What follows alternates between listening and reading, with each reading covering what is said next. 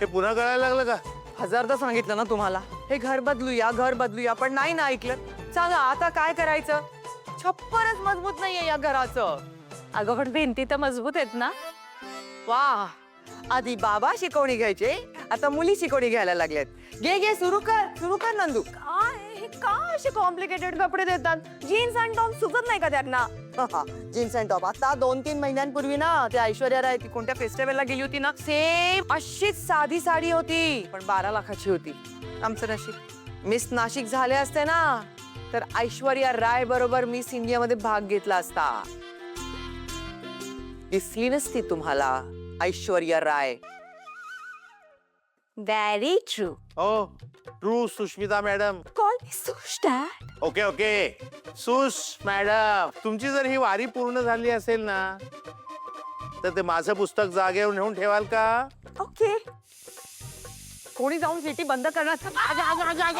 अगं हळू. So cute.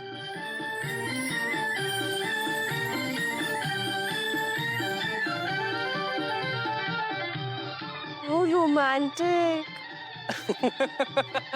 नवलाचं romantic. 30 वर्षांपूर्वी ही अशीच पडले होते आणि तोंडावर आपटले. अरे सोडताय. बरं चला मी निघते हा. तू आता कुठे निघालीस? वृद्धाश्रमात. का वृद्धाश्रमात? ती वृद्धाश्रमामध्ये जाऊन वृद्धांना योगा शिकवणार? काही कळतं का त्यांना? उगीच आपण हे सगळं करायचं? ऐक ना आनंदी, प्लीज. अगं आज ना सुष्मिताचं ऑडिशन आहे. आजच्या दिवस तू थांब ना, घरी जाऊ नको. हो पोद्दार सर सांगा. अगं जाऊ दे ना तिला, नाहीतरी एरवी ती सतत तुमच्यासाठीच धडपडत असते ना. स्वतःसाठी थोडा वेळ काढते तर काढू दे, तिला जाऊ दे. आई प्लीज ना एक दिवस. अगं महत्वाचा दिवस आहे. Sush, all the very best. मस्त होऊ दे ऑडिशन.